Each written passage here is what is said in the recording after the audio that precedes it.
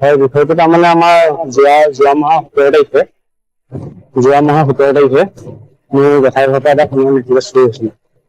আৰু এতিয়া চুৰি হোৱা ধৰক আমিতো ডাইৰেক্ট গম নাপাওঁ কোনে চুৰি কৰিছে। তাৰ কাৰণে আমি যাকে তাকে ধৰক সন্দেহ কৰি পেলাই আৰক্ষী থানাত বা ইয়াত আনি পেলাই ধৰক দিবও নোৱাৰো।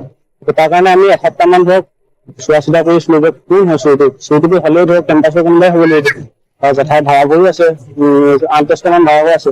আমি সন্দেহ কৰিলো যে নিশ্চয় কামটো যদি কৰিছে কোনোবা ভাড়াটো লৈ কৰিছে।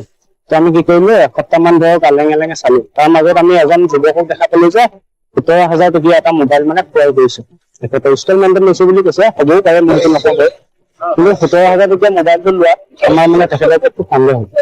তেখেতক নি পেলাই সোধ-পোছ কৰাত তেখেতে নিজৰ মুখেৰে মানে স্বীকাৰ কৰিলে যে হয় মই বস্তুটো ইয়াৰ পৰা নিছিলো।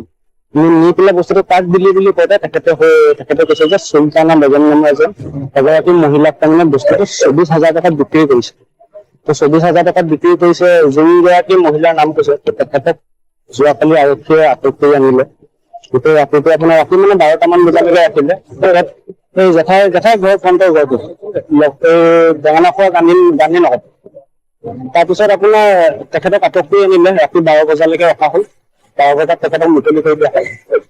মুকলি কৰি দিলে বস্তুটো এতিয়ালৈকে ৰিকভাৰী কৰিবলৈ মানে আৰক্ষী প্ৰশাসন সফল হোৱা নাই। অলৰেডি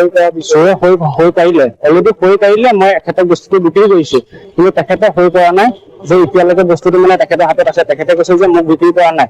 যদি তেখেতক বিক্ৰী কৰা নাই তেতিয়াহ'লে আৰক্ষী প্ৰশাসনে চুৰক আকৌ পুনৰ সোধ-পোছ কৰক যে বস্তুটো কাক বিক্ৰী কৰিলে।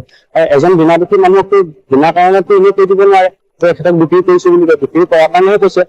তাৰ কাৰণে সোণৰ এতিয়া আপোনাৰ 2.5 লাখ মান টকা হ'ব। আমাৰ ৰিচিপ্ট আছে, ৰিচিপ্ট এইটো আছে।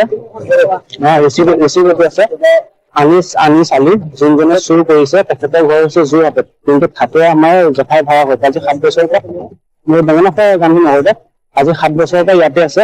আৰু তাৰমানে এতিয়া ওলোটাকে আমাৰ ওপৰতে আমাকে প্ৰশ্ন কৰিছে, মানহানি কেছ দিব বোলে আমাৰ ওপৰত। তেওঁলোকে আৰক্ষী প্ৰশাসনক বোলে আৰক্ষীয়ে আমাক কৈছে যে বোলে এটা চোৰেটো স্বীকাৰোক্তি পাৰিলে নহ'ব, চাৰে তাৰে নাম কৈ দিব পাৰে। গতিকে আমি সেইটো কাৰণে যাকে তাকে বোলে শাস্তি দিব নোৱাৰো। ইয়াত তাৰমানে আমি একদম ইতিমধ্যে স্পষ্টকে দেখা পাইছো যে আৰক্ষী প্ৰশাসনে চোৰক ৰক্ষণাবেক্ষণা দিয়া লিখা হৈছে। আলহী নিচিনাকে সোধ-পোছ কৰা হৈছে। কোনো ধৰণৰ তাৰমানে ইয়াত কোনো ধৰণৰ জয়াৰ নামত তাৰমানে কোনো হেৰি হোৱা নাই। চাহ বিস্কুট খোৱা দেখিছো, বাহিৰত ঘূৰি ফুৰা দেখিছো। তেনেকেতো এজন তাৰমানে দুখীক তাৰমানে এৰি দিব নোৱাৰে।